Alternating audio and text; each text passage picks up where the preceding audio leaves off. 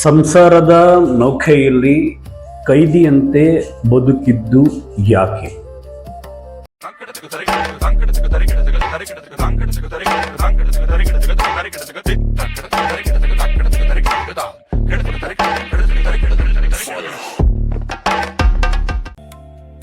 Real life ವೇದಿಕೆಗೆ ಸ್ವಾಗತ. ಏನಿದು ವಿಷಯ? ಏನು ಸಂಸಾರದಲ್ಲಿ ಕೈದಿ ಥರ ಬದುಕಿದಾರ? ಏನಿದು? ಇತ್ತೀಚೆಗೆ ಮದುವೆ ಆಗಿರೋ ದಂಪತಿಗಳಲ್ಲಿ ಹೇಗಿದೆ ಅಂತ ಹೇಳಿದ್ರೆ, ಅವರ ಒಡನಾಟ ಆಗ್ಬೋದು, ಬಾಂಧವ್ಯ ಆಗ್ಬೋದು, ಭಾವನೆಗಳಾಗ್ಬೋದು, ಯಾವ್ದಾರು ಆಗ್ಬೋದು, ಸತ್ಯವಾಗಿಲ್ಲ. ಎಲ್ಲೂ ಕೂಡ ಒಂದು ಏನಂತ ಹೇಳೋದು, ಸತ್ಯವಾಗಿಲ್ಲ ಅಂತಾನು ಹೇಳಬಹುದು, ಅಥವಾ ಸವಿ ಇಲ್ಲ ಅನ್ನೋ ಥರ, ಸವಿ ರುಚಿ ಇಲ್ಲ ಅಂತ ಹೇಳ್ಬೋದು. ನನ್ನ ಬಳಿ ಬರ್ತಾ ಇರುವಂತಹ ಸಮಸ್ಯೆಗಳು ಇಟ್ಕೊಂಡು ಬಂದಿರುವಂಥ ದಂಪತಿಗಳು ಎಲ್ಲರೂ ಕೂಡ ಹೇಳೋದು, ನನಗೆ ಇವರು ಯಾಕೋ ಸರಿ ಇಲ್ಲ ಅಂತ ಅನ್ನಿಸ್ತಾ ಇದೆ, ಅಥವಾ ಹೆಂಡತಿ ಹೇಳೋದು, ನನಗೆ ಇವರು ಅಡ್ಜಸ್ಟ್ ಆಗ್ತಿಲ್ಲ, ಸರಿ ಇಲ್ಲ ಅಂತ ಅನ್ನಿಸ್ತಾ ಇದೆ. ಈ ಎರಡು ಅಭಿಪ್ರಾಯಗಳು ಮತ್ತು ಭಾವನೆಗಳಲ್ಲಿ ಮಕ್ಕಳುಗಳ ಬೆಲೆ ಆಗಿರುತ್ತೆ. ಅದು ಅವ್ರಿಗೆ ಅರ್ಥ ಆಗಿರಲ್ಲ. ಈ ರೀತಿಯ ಮನೋಭಾವದಲ್ಲಿ ಮಕ್ಕಳುಗಳಾಗಿರುತ್ತೆ. ಅವರು ಯಾವ ಮನಸ್ಥಿತಿಲಿದ್ದಾರೆ, ಯಾವ ಬುದ್ಧಿಶಕ್ತಿಲಿದ್ದಾರೆ, ಯಾವ ರೀತಿ ಅವರ ಜೀವನ ಅಥವಾ ಜನ್ಮ ರೂಪಿಸ್ಬೇಕು ಅಂತಲೂ ಅರ್ಥ ಆಗಿರೋದಿಲ್ಲ. ಎಲ್ಲರೂ ಹೇಗೆ ಅಂದ್ರೆ, ಮಕ್ಕಳಾಗೋಯ್ತು, ಇನ್ನ ಇವ್ರು ಬಿಟ್ಟು ಬೇರೆ ಏನು ಜೀವನ ಇಲ್ಲ, ಅಥವಾ ಅವ್ರಿಗೆ ಇವ್ರನ್ನ ಬಿಟ್ಟು ಬೇರೆ ಇಲ್ಲ ಅನ್ನೋ ತರ ಕೈದಿಗಳ ತರ ಬದುಕ್ತಾ ಇದ್ದಾರೆ. ಯಾಕೆ ಇದಕ್ಕೆ ಪರಿಹಾರ ಇಲ್ಲ? ಪರಿಹಾರ ಮಾಡ್ಕೊಳ್ಳೋಣ ಅಂದ್ಬಿಟ್ಟು ಜ್ಯೋತಿಷಿಗಳ ಹತ್ರ ಹೋದ್ರು, ಪರಿಹಾರ ಮಾಡ್ಕೊಂಡ್ರು, ಹೋಮಗಳು, ಪೂಜೆಗಳು, ಯಾತ್ರೆಗಳು, ಏನೋ ಎಲ್ಲಾ ಪ್ರಯೋಗಗಳು ಮಾಡಿದ್ರು, ಎಲ್ಲ ದೋಷಗಳನ್ನು ಸರಿ ಮಾಡ್ಕೊಂಡ್ರು, ಪ್ರತಿಯೊಂದು ಪ್ರಯತ್ನದಲ್ಲೂ 100% ಮಾಡಿದ್ರು. ಆದ್ರೂ ಕೂಡ ಮನೋಭಾವಗಳಾಗ್ಬೋದು, ಮನಸ್ಥಿತಿಗಳಾಗ್ಬೋದು, ಭಾವನೆಗಳಾಗ್ಬೋದು ಸತ್ಯವಾಗಿ ಇಲ್ಲ. ಬಿಟ್ಟೋಗ್ಬಿಡೋಣ ಅಂದ್ರೆ ಮಕ್ಕಳು ಇಟ್ಬಿಟ್ಟವ್ರೆ, ಸಮಾಜ ತಪ್ಪು ತಿಳ್ಕೊಳ್ಳುತ್ತೆ, ಅಥವಾ ಇರೋಣ ಅಂದ್ರೆ ಅಡ್ಜಸ್ಟ್ ಆಗ್ತಿಲ್ಲ. ಇಂಥ ವ್ಯಕ್ತಿ ಹತ್ರ ಹೆಂಗಪ್ಪ ಬದುಕೋದು? ಏನೋ ಬದುಕಬೇಕು, ಬದುಕ್ಬಿಡೋಣ ಇನ್ನೆಷ್ಟು ವರ್ಷ ಅಂತ. ಈ ರೀತಿ ಪರಿಸ್ಥಿತಿಗಳು ನಿಮ್ಮದಾಗಿದೆ. 100 ಜನ ನನ್ನ ಬಳಿ ಬಂದ್ರೆ, ಉದಾಹರಣೆಗೆ 99 ಜನರ ಪ್ರಶ್ನೆಗಳು ಇದೇ ಆಗಿತ್ತು ನನಗೆ. ಹಾಗಾಗಿ ಈ ವಿಚಾರ ನಾನು ಕೂಲಂಕುಷವಾಗಿ ಕೌನ್ಸಿಲಿಂಗ್ ಅಥವಾ ಪರಿಶೀಲನೆ ಮಾಡಿ, ಸಮಾಜದಲ್ಲಿ ಈ ರೀತಿಯ ಸಮಸ್ಯೆಗಳು ಹೆಚ್ಚಾಗ್ತಾ ಇದೆ.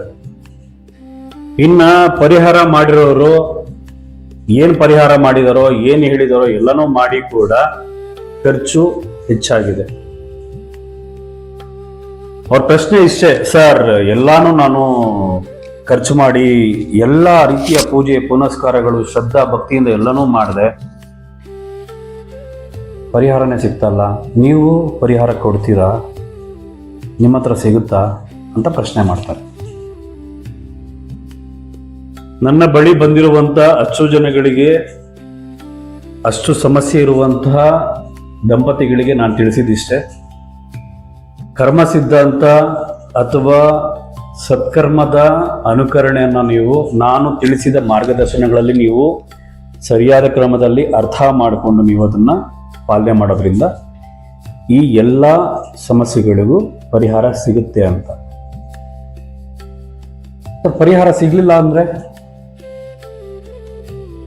ಅವರಿಗೆ ನಾನು ಕೊಟ್ಟ ಭರವಸೆ ನೋಡಿ, ನೀವು ಇಲ್ಲಿ ಪರಿಹಾರಕ್ಕೋ ಅಥವಾ ನನ್ನ ಮಾರ್ಗದರ್ಶನಗಳ ಅನುಕರಣೆಗೆ ನೀವು ಹಣದ ವೆಚ್ಚ ನೀವು ಮಾಡಿರ್ತೀರಾ, ಅಥವಾ ನನಗೆ ನೀವು ಸಂಭಾವನೆ ರೂಪದಲ್ಲಿ ಯಾವುದನ್ನೋ ಒಂದು ವೆಚ್ಚ ಕೊಟ್ಟಿರ್ತೀರ. ನಿಮಗೆ ನನ್ನ ಬಳಿ ಕೌನ್ಸಿಲಿಂಗ್ ಮಾಡಿದ್ದಾಗಿರ್ಬೋದು, ಪರಿಹಾರ ತಿಳಿಸಿರೋದಾಗಿರ್ಬೋದು, ಯಾವ ರೀತಿ ನೀತಿ ಕ್ರಮಗಳನ್ನ ನಿಮಗೆ ನಾನು ಫಾಲೋ ಮಾಡಿರೋದಕ್ಕೆ ಹೇಳಿರ್ತೀನಿ. ಅದೆಲ್ಲ ಮಾಡಿ ಆದ್ಮೇಲೂ ನಿಮಗೆ ಯಾವುದೇ ತರಹದ ಪರಿಹಾರ ಸಿಕ್ಕಿಲ್ಲ, ಏನೋ ಪ್ರಯೋಜನ ಆಗಿಲ್ಲ ಅಂತಹವರಿಗೆ ರಿಯಲ್ ಲೈಫ್ ವೇದಿಕೆಯಲ್ಲಿ ನೀವು ಪರಿಹಾರ ಮಾಡಿಕೊಂಡಿದ್ದ ಅಥವಾ ಪರಿಹಾರಕ್ಕೆ ಮಾಡಿದ್ದ ವೆಚ್ಚವನ್ನು ನಾನು ಸ್ವಯಂ ನಮ್ಮ ವೇದಿಕೆಯ ಮುಖಾಂತರ ನೀವು ವೆಚ್ಚ ಮಾಡಿರುವ ಸಂಪೂರ್ಣ ಮೊತ್ತವನ್ನು ನಾವು ಹಿಂತಿರುಗಿಸ್ತೀವಿ. ಈ ರೀತಿ ಭರವಸೆ ಯಾಕೆ ನಾವು ಕೊಡ್ತಾ ಇದ್ದೀವಿ ಅಂತ ಹೇಳಿದ್ರೆ, ಸಾಕಷ್ಟು ಜನ ತುಂಬಾ ನೋವಿನಲ್ಲಿ ಒದ್ದಾಡ್ತಾ ಇದ್ದೀರಾ. ದಾರಿ ಸಿಗ್ತಾ ಇಲ್ಲ, ಗೊತ್ತಾಗ್ತಾ ಇಲ್ಲ, ಹಿಂಸೆ, ಏನಪ್ಪಾ ಇದು ಮುಂದೆ ಜೀವನ, ಯಾಕಾರು ಉಟ್ಬಿಟ್ಟು ನಾವು ಮನುಷ್ಯ ಜನ್ಮ, ಈ ರೀತಿಯಲ್ಲಿ ಒದ್ದಾಟಗಳನ್ನ ನಿಮ್ಗೆ ನಾನು ಪರಿಹಾರ ಮಾಡಲೇಬೇಕು ಅನ್ನೋ ಒಂದು ಪ್ರತಿಜ್ಞೆ ಮಾಡಿ, ಸಂಕಲ್ಪ ಮಾಡಿ ಈ ದಾರಿಯಲ್ಲಿ ನಾನು ನಡೀತಾ ಇದ್ದೀನಿ. ಈ ರೀತಿಯ ಭರವಸೆಯಿಂದ ನಿಮಗೆ ಪರಿಹಾರ ಆಯ್ತು, ತುಂಬಾ ಒಳ್ಳೇದು ಆಯ್ತು ಅಂತ ಹೇಳಿದ್ರೆ ನನಗೆ ಸಂತೋಷ ಏನು ಅಂತ ಹೇಳಿದ್ರೆ, ನಿಮಗೆ ನಾನು ಒಳ್ಳೇದು ಮಾಡಿರೋ ರೀತಿ ನೀತಿ ಮತ್ತೆ ಪ್ರಕೃತಿ ಮತ್ತೆ ಭಗವಂತ ನನಗೆ ಒಳ್ಳೇದೇ ಮಾಡ್ತಾನೆ. ಈ ರೀತಿಯ ಉದ್ದೇಶ ಇಟ್ಕೊಂಡು ಸಂಕಲ್ಪ ಮಾಡಿಕೊಂಡು ರಿಯಲ್ ಲೈಫ್ ವೇದಿಕೆಯನ್ನು ನಾನು ಶುರು ಮಾಡಿದ್ದು. ಎಲ್ರಿಗೂ ಕೂಡ ತಲುಪಬೇಕು. ರಿಯಲ್ ಲೈಫ್ ವೇದಿಕೆಯಲ್ಲಿ ಯಾವುದೇ ರೀತಿಯ ಗೊಂದಲ ಅಥವಾ ಪರಿಹಾರ ಸಿಗದೇ ಇಲ್ಲ, ಈ ರೀತಿಯ ಪ್ರಶ್ನೆಗಳು ನಿಮಗೆ ಬರುವಂತಹ ಸಾಧ್ಯತೆಗಳು ಇರೋದಿಲ್ಲ.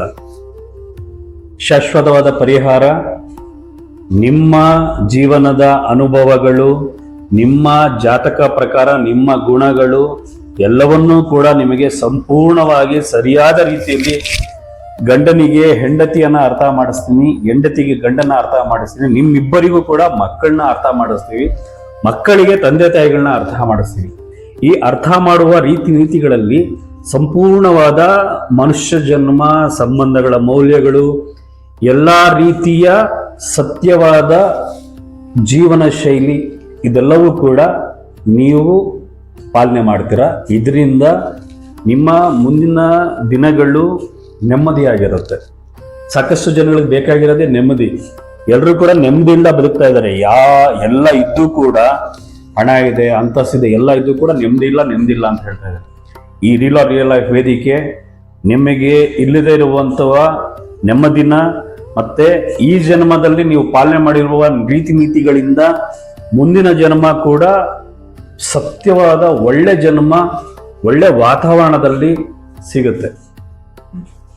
ನಿಮ್ಮ ಮುಂದಿನ ನೆಮ್ಮದಿಯ ಭವಿಷ್ಯಕ್ಕೆ ರಿಯಲ್ ಲೈಫ್ ವೇದಿಕೆ ನನ್ನ ಆಧ್ಯಾತ್ಮ ಗುರುಗಳು, ಮೂಲ ಗುರುಗಳಿಗೆ ನಮಸ್ಕಾರ ಮಾಡ್ತಾ ಹಿಂದಿನ ಸಂಚಿಕೆಯನ್ನು ನಾನು ಮುಗಿಸ್ತಾ ಇದ್ದೀನಿ. ಧನ್ಯವಾದಗಳು.